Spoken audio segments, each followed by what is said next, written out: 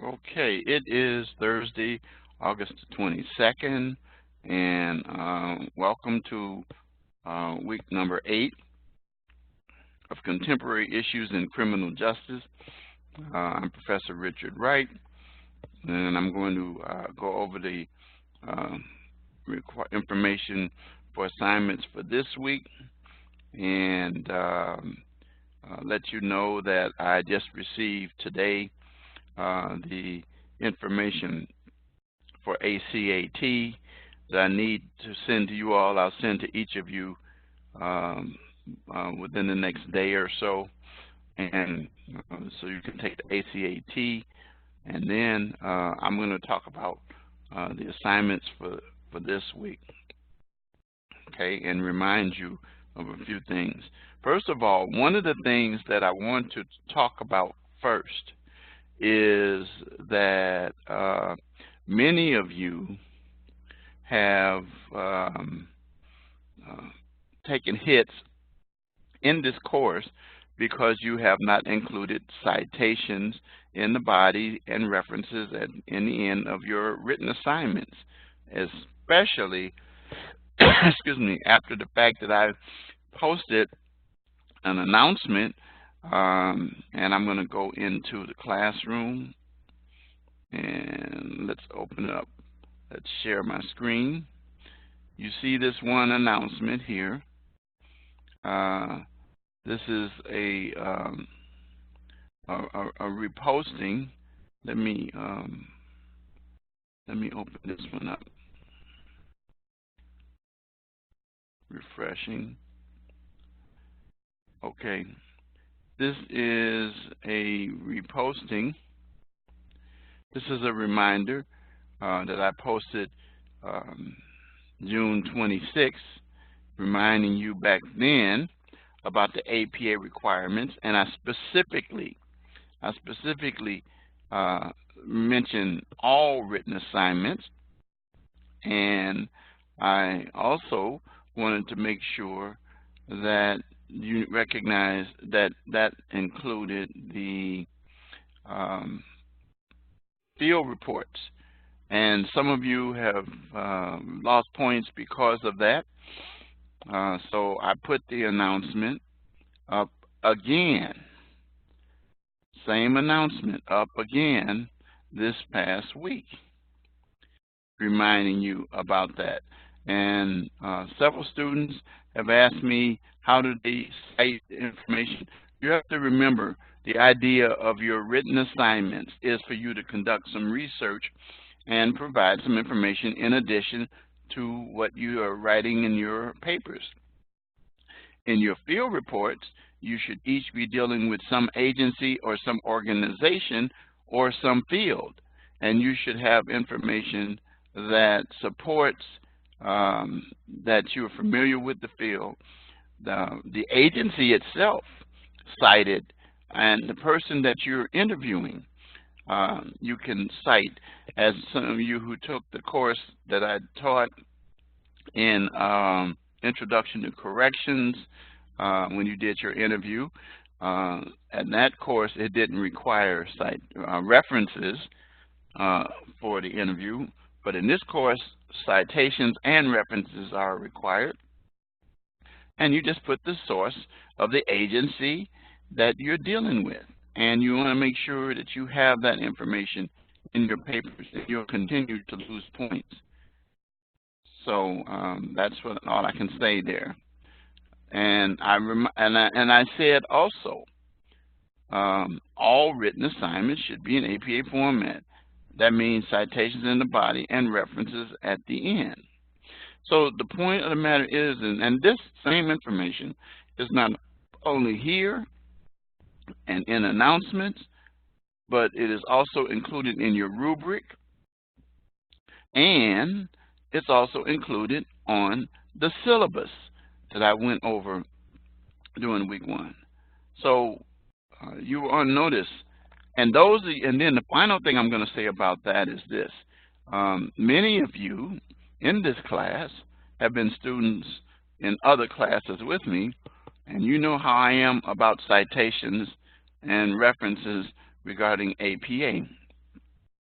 And I explain why in relation to the academic integrity policy and this academic integrity announcement when you saw this video during week 1.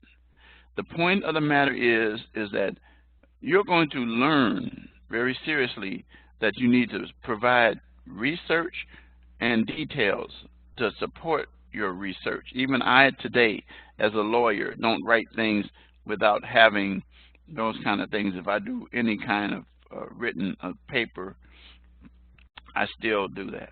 It's very important. All right, so now let's get to this week's announcement. Gaining real-world experience is what we're dealing with in this week.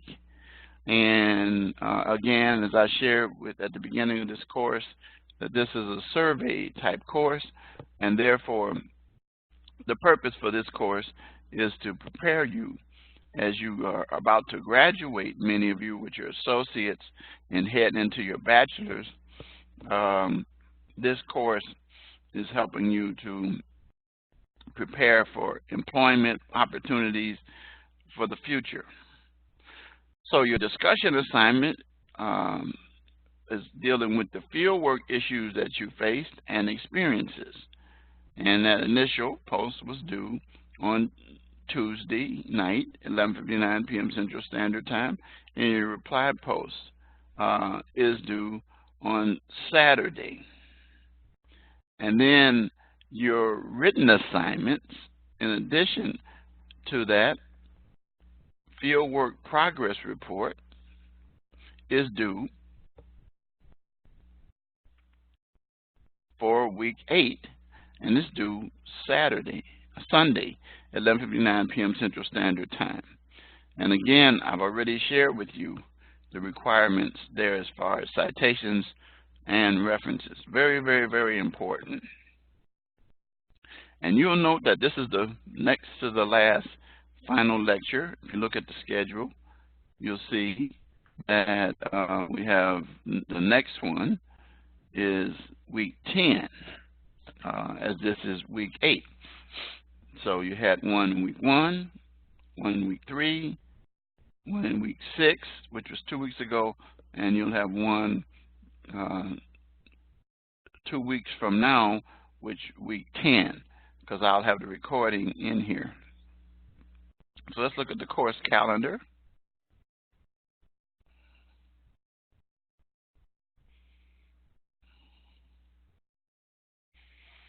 Here we go. And you see right here where we are. Okay, 22nd. And then this will be your initial post that was due on Tuesday, your reply post due on Saturday, and then your written assignment, your fieldwork progress, and then once again, it's a 1 to 2 page progress report.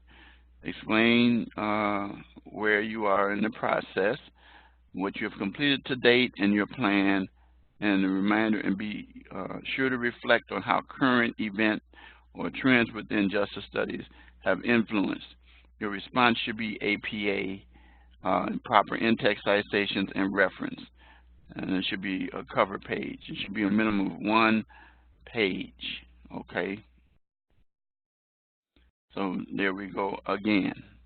And then you'll see that the next lecture is the 5th. And moving right along, you'll see, clicking over to September. That's your final lecture. And then that following week later, the 13th, is when your final exam is completed and every written assignment needs to be in. All right. I've said this before, and I'll say it again, that at this junction, we're in week 8, that assignments from week 6 on, I'm accepting. Weeks 1 through 5, if you submit them, unless I made prior arrangements, you're not going to be able to submit them. But most of you have been keeping up with your assignments, so it's not really a major issue. All right. So let's close that, and let's get to Module 8.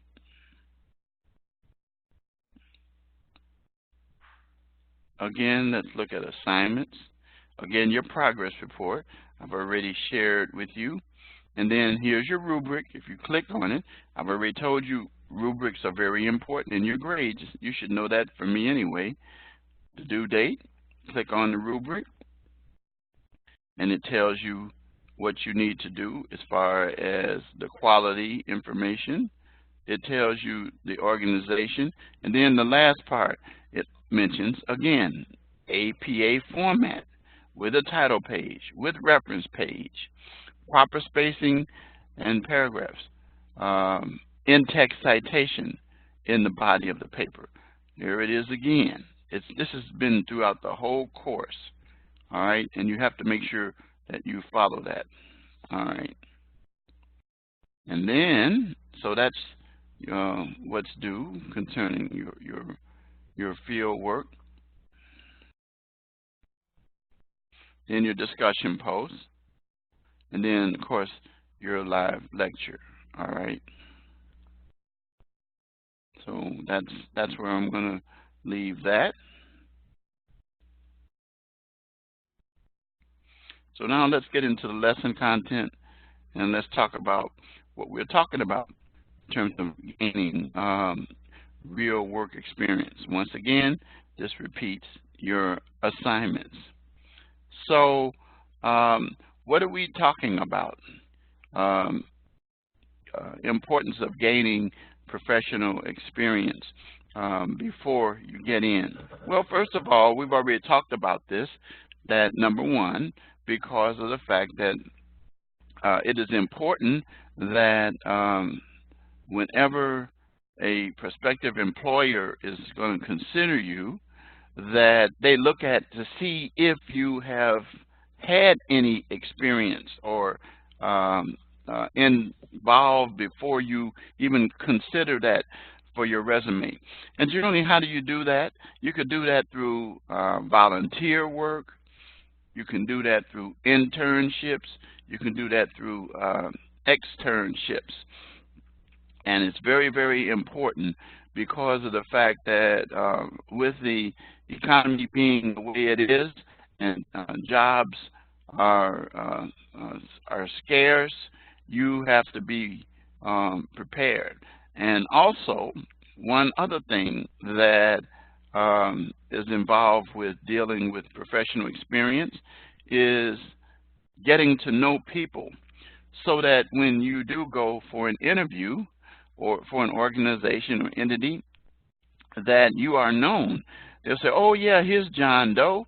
John Doe was a student intern and volunteered his or her time and presented themselves in a very professional fashion.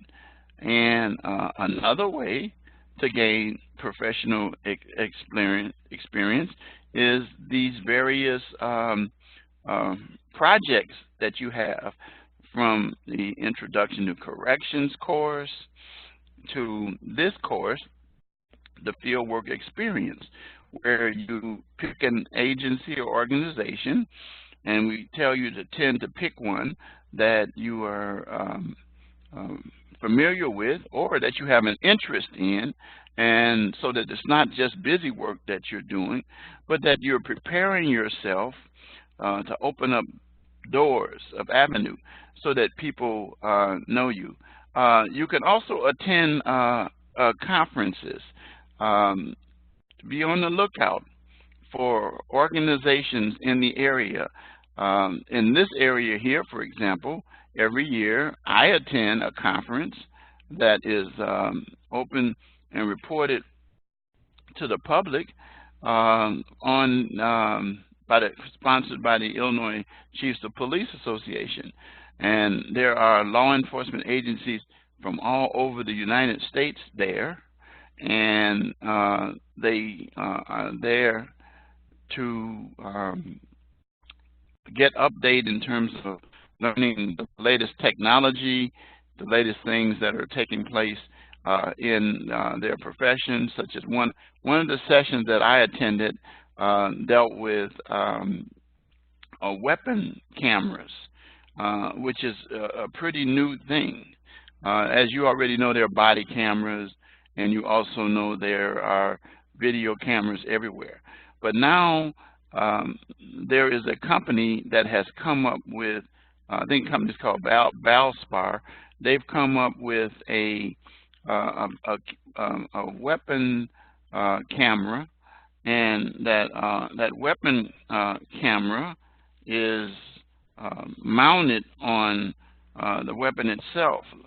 And let's see, I'm trying to, while I'm talking to you, pull up the information. Here we go. The organization that does this is, let me see, where is that session that I went to? It is, okay, weapon-mounted cameras, it's called, and demonstrating how that the weapon itself has a camera on top of it. And one of the things that they talked about is the fact that those cameras that are on the weapon are give unobstructed views, and anywhere that the weapon is pointed, and also that it has automatically activated, not by you, the officer, like you do a body cam or any of those other cameras, but it activates itself when you pull the gun out of your holster. And so this is a new thing. It's called Viridian Weapon Technologies is the name of the company. And so I learned about different technological things that are taking place by attending these things, dealing with drugs and crime that I teach. I learned about how naloxone is used by law enforcement.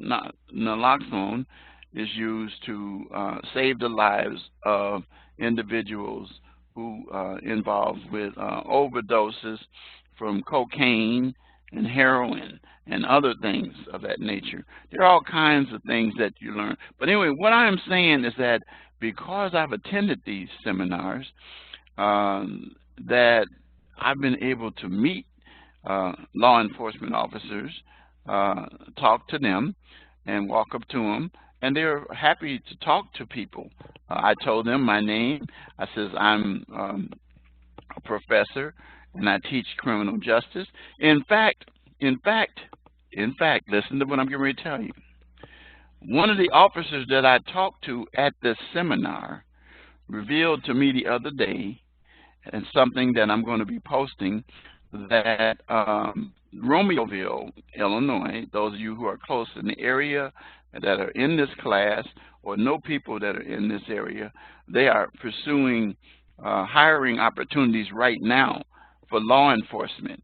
And they told me that it goes now until, I think it says October.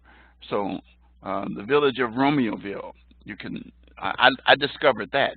And so I learned that by just walking up and just introducing myself, said I worked at the Rasmussen College, and that I am one who worked at the Romeoville office, and that I teach criminal justice. And then that's when the officer came out and said, gave me the details about employment opportunities. You can also do the same thing. In your area, you can meet people through those various seminars, or you can, introduce yourself to officers or people in your field as, hey, my name is John Doe, and I'm a criminal justice student seeking to get a degree, and I'm looking for possible future employment opportunities in your field. Are you aware of any opportunities? And that's how you'll find out those kind of things. And so then you can also then visit the organization's offices and see if you can volunteer to do things.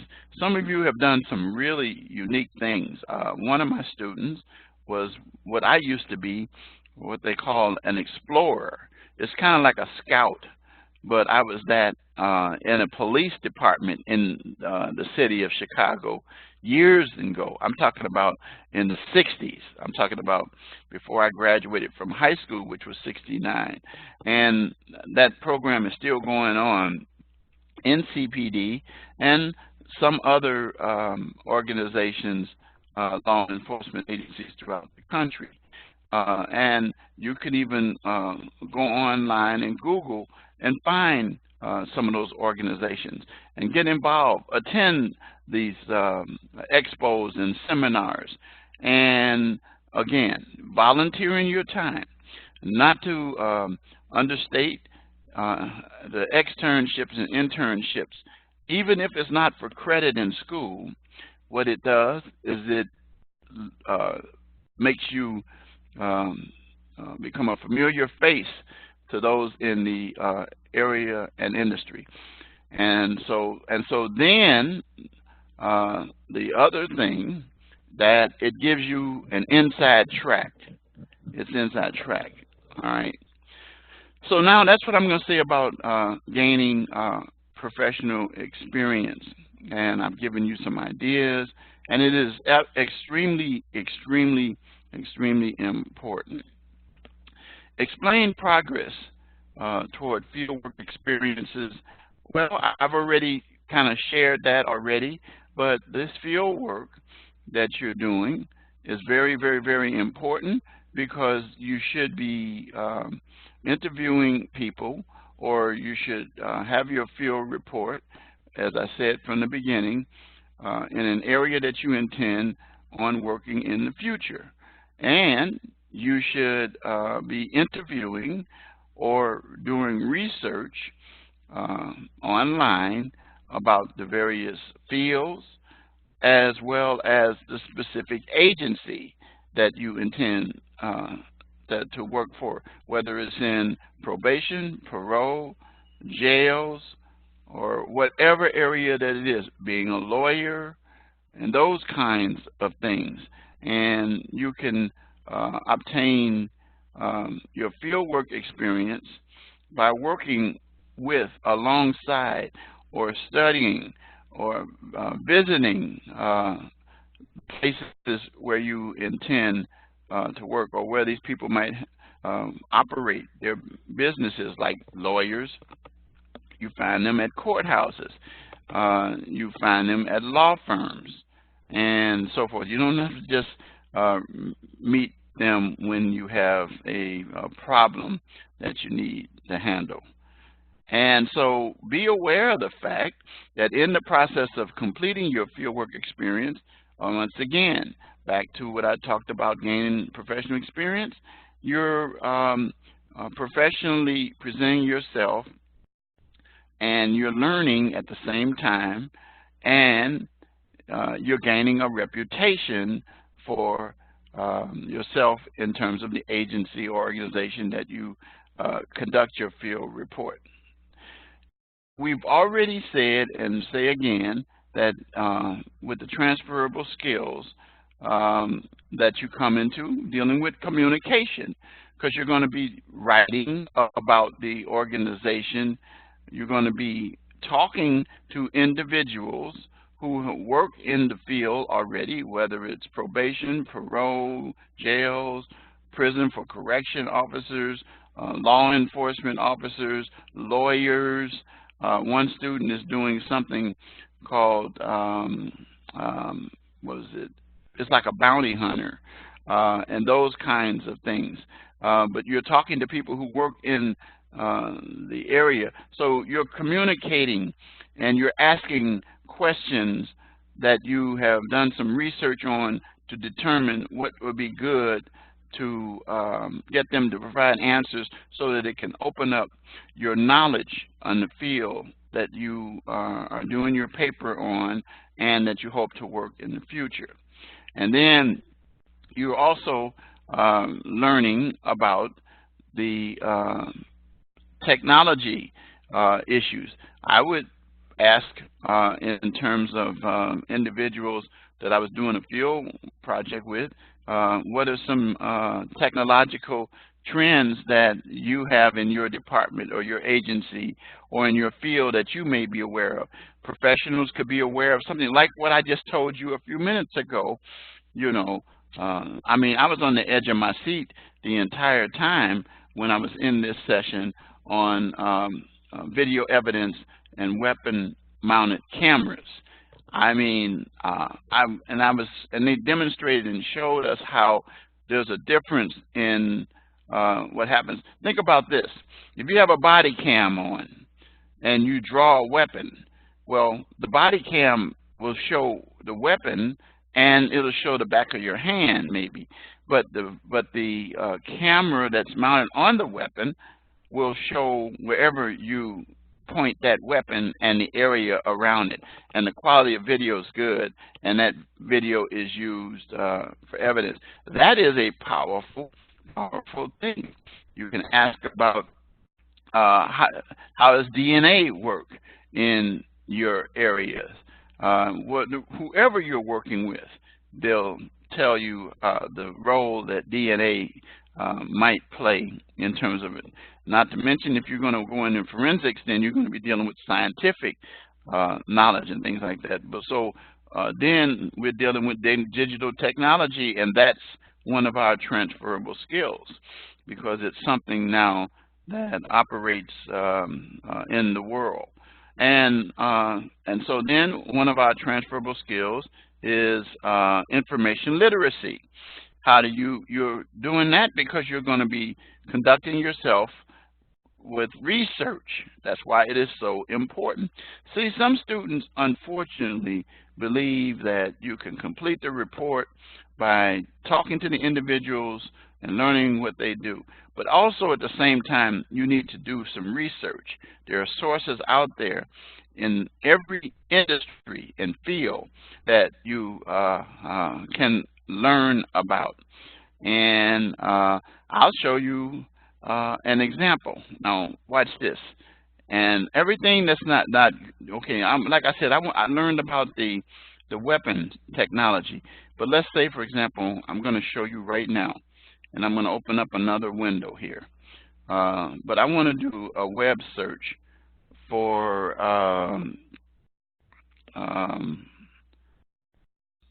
weapon-mounted cameras and see if I can find anything about it.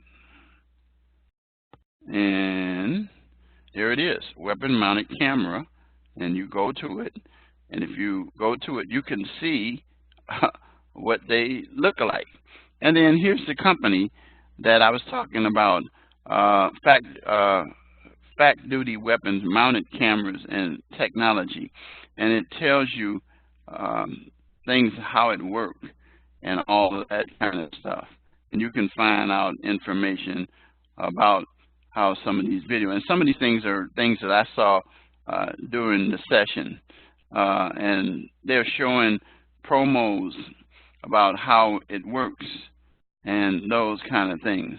So so I'm just saying to you, you have to use your own intelligence in terms of being able to find things like technological issues, and you can even go even further. Let's say technology in criminal justice. There it is, right there.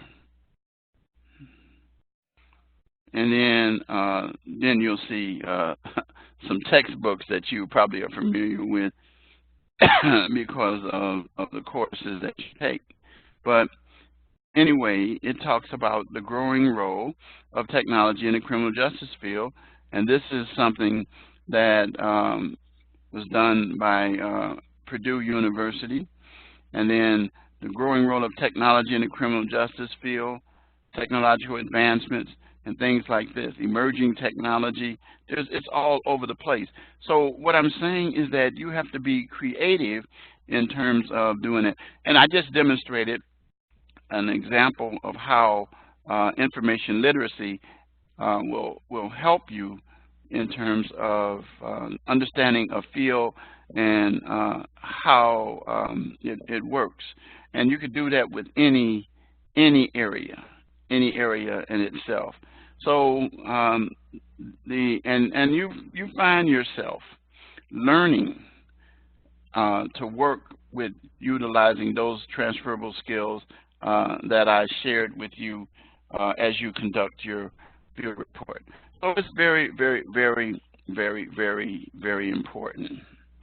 And so, again, I'm going to terminate this session, and I'm going to say to you this, that you should understand the purpose for the field report, what it can do for you, and then why and how I can continue to say provide research and citations with it.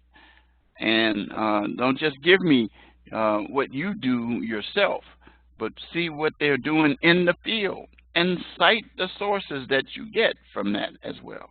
And you begin to catch on and understand, maybe a light bulb might pop on, and you begin to understand the purpose of it. I am a professor that teach students not to just do the assignment, but I also teach you how to get value out of the assignment for your future careers. And by requiring you to have citations and references, I'm requiring that you add information to learn about the field, then include that and incorporate that in your field reports. And that's pretty much what the purpose of this whole thing is. Going from the beginning, just to show you, going back again, just want to show you something. Take you back down memory lane. Fieldwork component.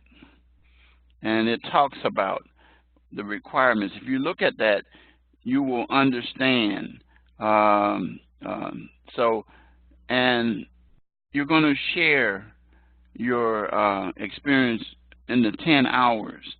And you're going to talk about the agency. It says research and identify a local criminal agency. Research is the very first word.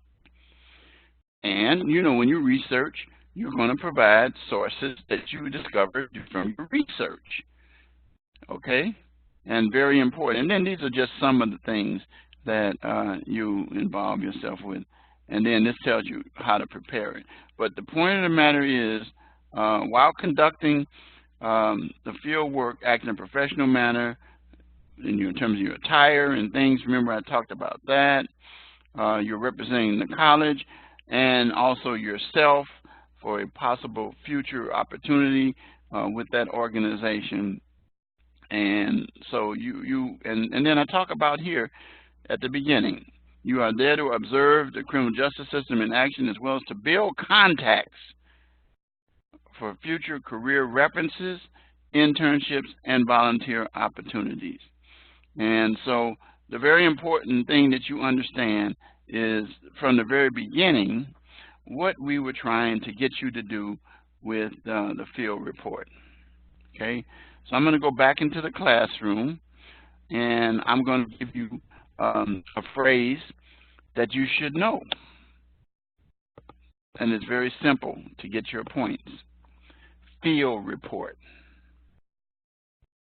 Okay, that's it. That's what I want you to give me. Just give me that field report, and you'll receive your points. So with that, I'm going to say good night, and hope to see you with the final lecture in week 10. I do want to, before I adjourn, let me say this. I got to share something with you, so you'll see it, because we won't have a lecture next week. I want to show you this for week 9. And I want to show you what you have in terms of not the employment plan, not this. but making sure that you understand, again, that you're preparing for your employment opportunities, but understand the purpose for which you're operating in that particular week. And so I want to see that importance of a resume and things like that that you're going to operate and provide as well, and the importance, you know, and then it talks about, again, research. See that word research? It's all over the place. It's all over the place. Okay, so with that, I'm going to say good night to you. Have a good week, and I'll see you in 2 weeks. Be on the lookout for the email concerning the ACAT. I'm going to say good night as I terminate this session.